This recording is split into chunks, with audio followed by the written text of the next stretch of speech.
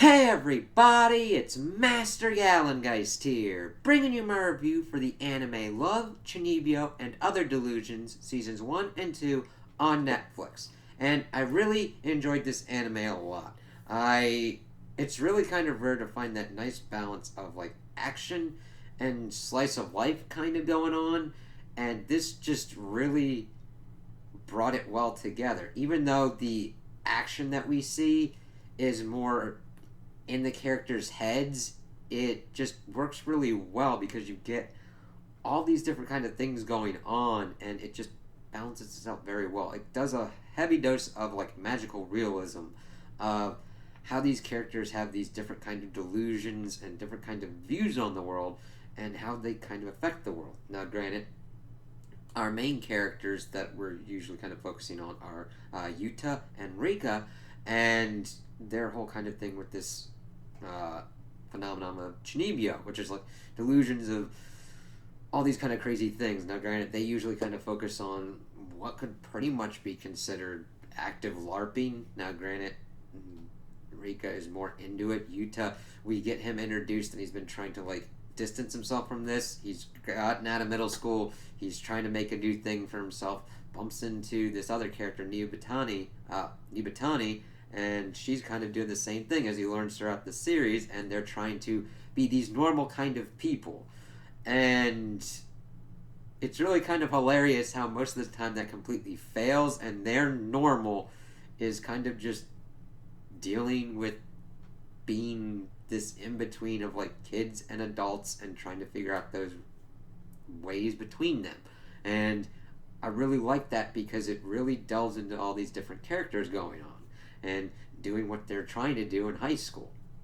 Now, the first season deals with him kind of being introduced to Rika and seeing her actually doing out her Eye of the Wicked Lord kind of thing in school and everything. Him actually kind of doing a thing with the Dark Flame Master to try and kind of get rid of it. But she's really into that character thing that he does and pretty much tries to draw him kind of back into it.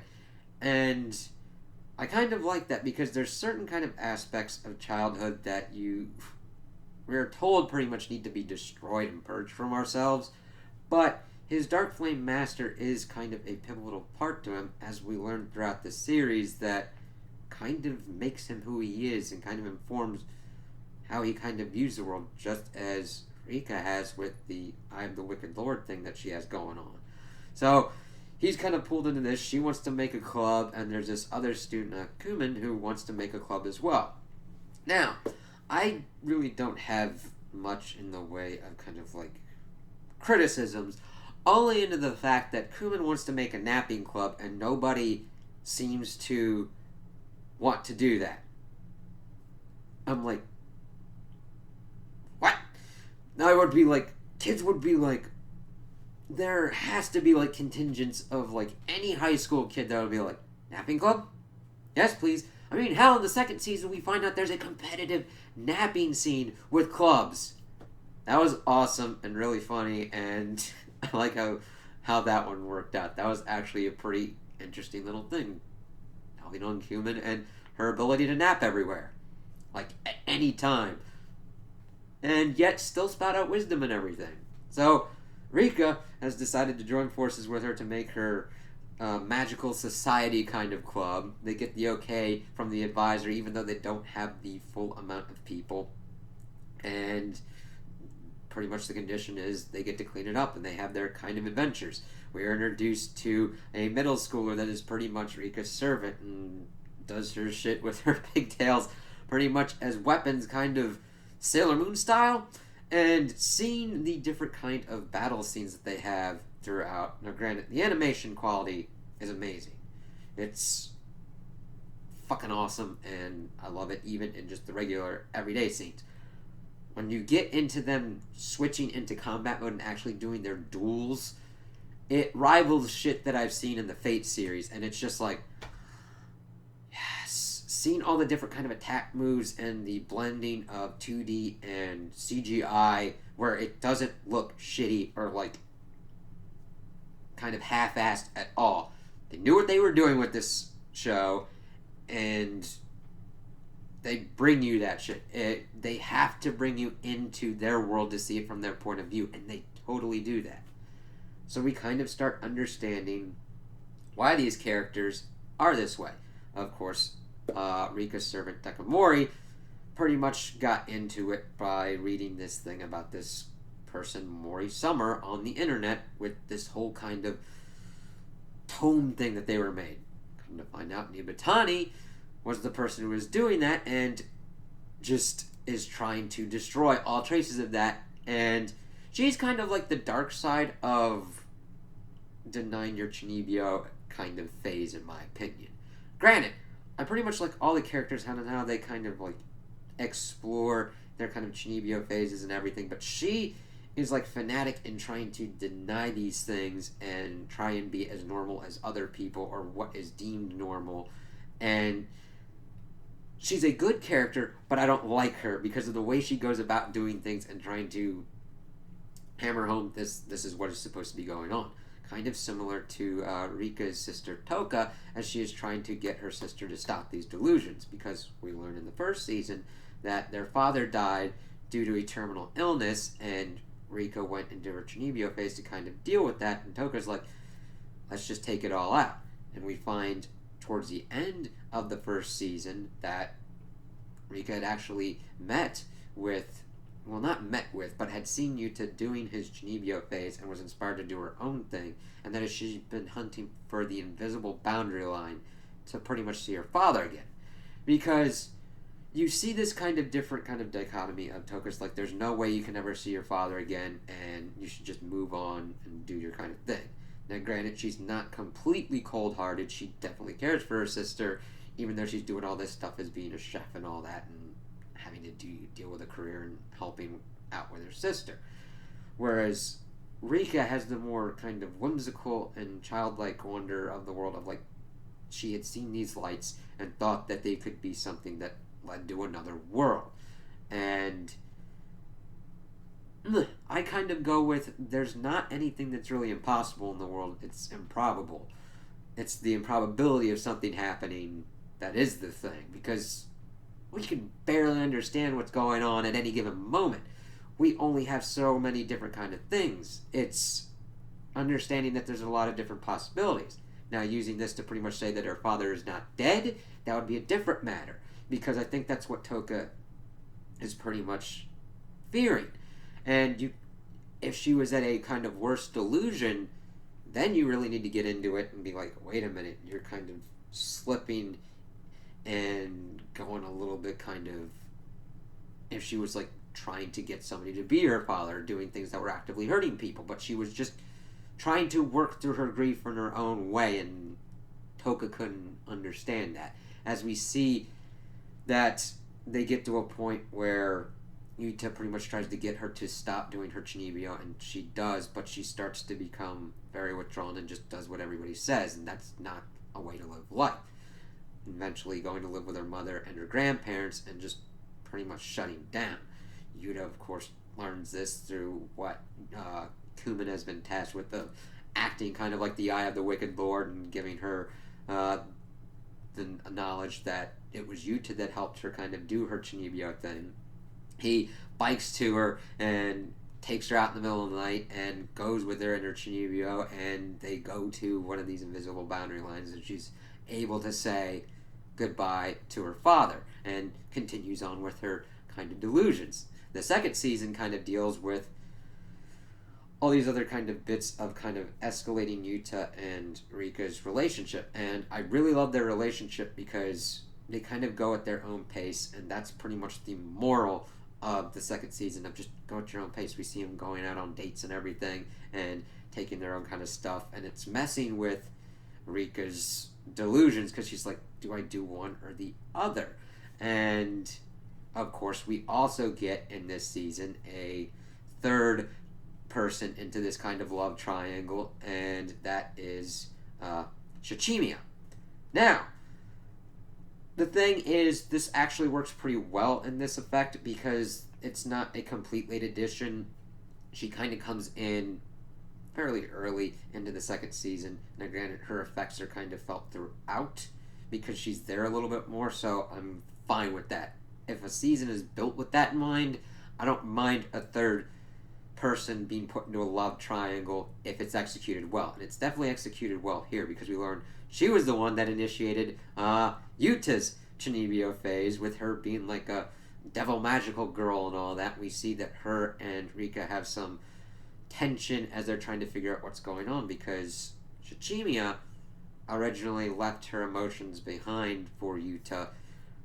She chose to be a magical girl, and we see her kind of living with that kind of magical realism. Yeah, but life's kind of fun and everything as she does what she's doing. But she sees that she's not really over Yuta pretty much in the back half, well, not the back half, kind of like halfway through towards the end of the show, and it kind of creates tension for her as she doesn't know what to do with it. It's messing with her kind of view on the world, and she doesn't kind of want to hurt her friends and all that. And of course, this kind of lines up with Rika trying to awaken the Dark Flame Dragon, kind of do the second form of Yuta's Dark Flame Master kind of dude by finding all these coins and everything to kind of get their relationship to escalate further.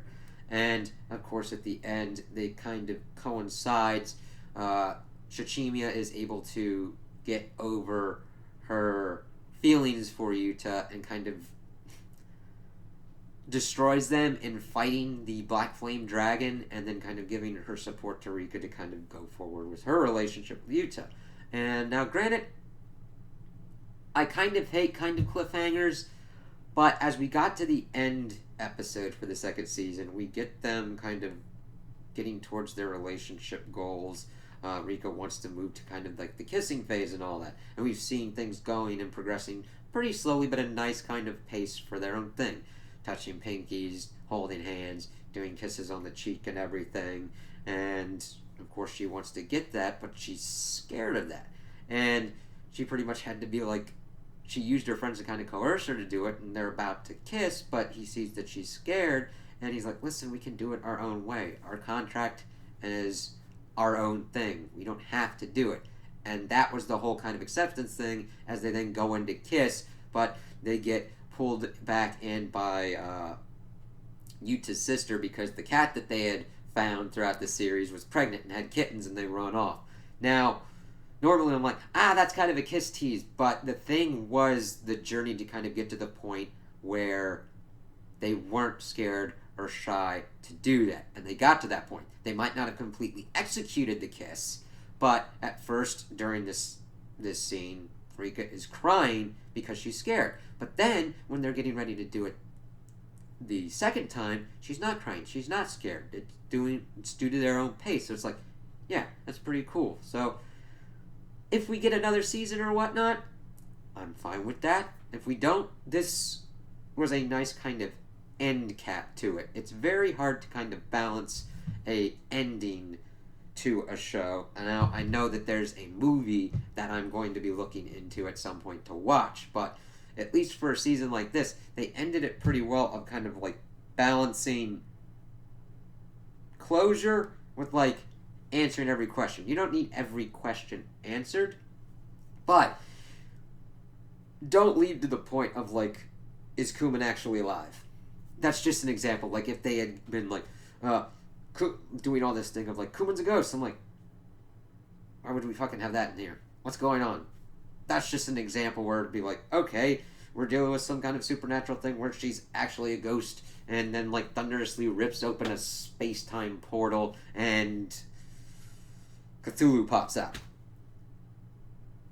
That would just be kind of weird, and you'd be like, what am I fucking looking at? Nothing like that happens. This is a very character-focused anime and does a very good job of just doing humor, action, and just blending it so well together where you're like, okay, I like spending time with these characters.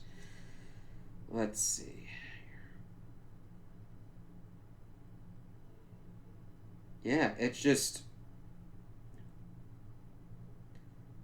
really kind of got me how they did such a good job of centering it mainly on this concept of Chunibyo, and then also doing a really good job of centering it on a romantic relationship that you don't get bored of. That is the kind of issue that usually happens. There is actual progression with their relationship. It's not the usual sitcom will they, won't they whole kind of deal. Now, granted, there are elements of that in here, but it doesn't overtake it and dilute it. It's mainly in the beginning where it's like, oh, they kind of have feelings for each other. Are they going to progress or not? And then you kind of get a definitive answer, and they kind of continue going on. We don't know how their relationship will turn out. That's kind of one of the unanswered questions. We'll have to see. We're at a good stage right now. Could be at a bad stage later on. But with how they've ended this season, I'm like, okay, you closed out your arc. You showed how we were going from this, the relationship with the Chunibyo would be the focus, and we got a nice end. And that was pretty much a good end for also the first season as well, to how that arc closed out. So I would highly recommend this for really anybody. If you want to watch it with like your teen, or if you're just an adult looking to see just characters being in high school doing crazy, kooky things, and definitely if you want to see characters develop and kind of get inside their heads, because each kind of character really, they delve into it, like with Nibatani and the whole Mori Summers thing, and that also dovetails with Dekamori and her whole thing with being a servant to Rika, and also liking Mori Summers and what to deal with that. And then Kumin feeling a little bit on the outside, but also giving more outside perspectives as well. It just really gets its core cast, but understands that we've got the cast and we know what we need to focus on, which is mainly Yuta and Rika and how their relationship goes throughout this. So I would highly recommend this, because you get all that and also some kick-ass action sequences, even though they're pretty much in people's heads. They're just done so well. I'm like, yeah, if you could give me an anime of some of those worlds, I would work on that too. Mm-hmm. So, those are my opinions on the anime. Tell me what you guys think in the comments below. If you liked it, if you didn't like it, if you agree with me, if you disagree with me. Also like and subscribe, and I hope you have a good day.